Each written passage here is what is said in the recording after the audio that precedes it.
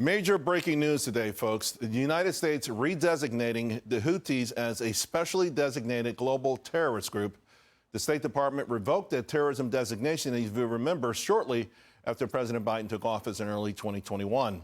Joining me now to discuss Polaris National Security founder Morgan Ortagus. And Morgan, just let's start there. I mean, just the idea that they took them off this terrorist list to begin with.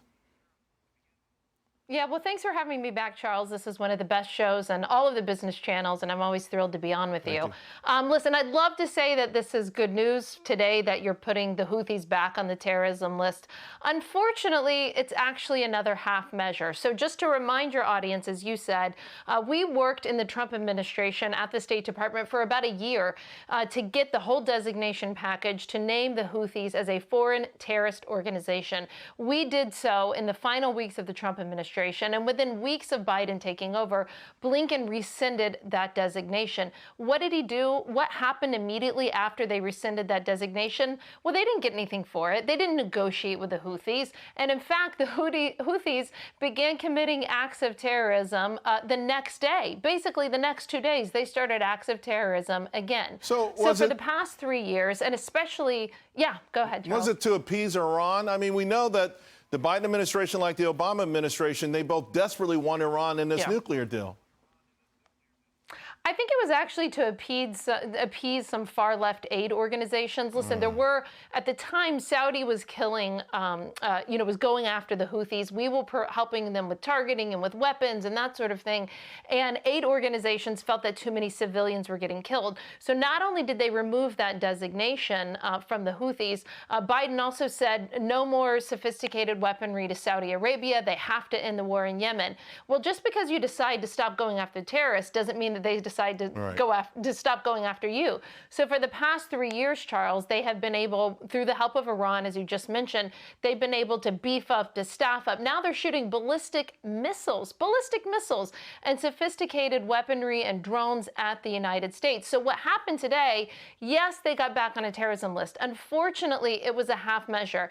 The Biden administration did not name them as a foreign terrorist organization as we had done in the Trump administration. They took it one level down to a specially designated global terrorist, an SDGT. Now, why does that matter? Because all of the restrictions that come with a foreign terrorist organization were not, I repeat, were not put on the Houthis today.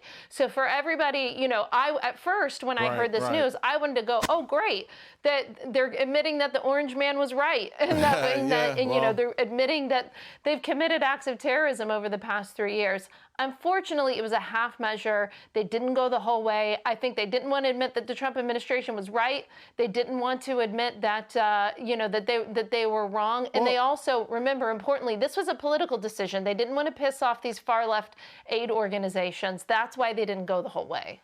Morgan, you just returned back from the Middle East. You met with Benjamin Netanyahu. You met with MBS. Very few people get to meet with those two folks at this particular time or ever.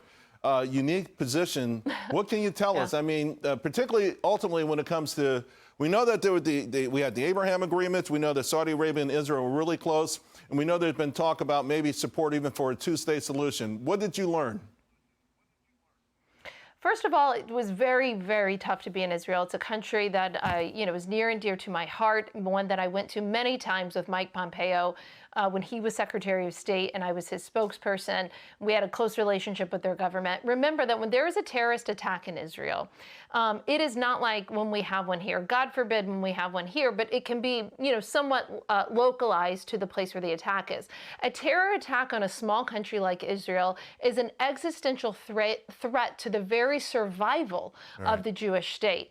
And you could see how tough it was. I met not only with Netanyahu, but with almost the entire war cabinet, with President Herzog, with Gantz, with Gallant, with the Speaker of the Knesset, Ohana, where we went to the kibbutz Kfar Aza that was attacked. So that was tough to see your friend who has been so bloodied and so beaten up, right? That's a tough position.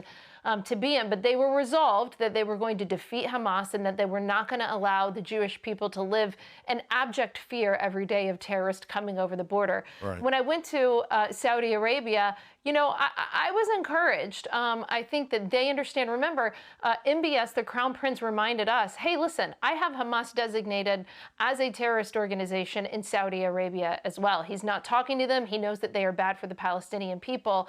And I think and hope that he is willing to be one of the cooler heads that may prevail in the region to actually see us get to a place where, you know, listen, maybe you can add back into President Trump's Abraham Accords. That'd be some great news. Morgan, thank you so much. Really appreciate it. Thanks, Charles.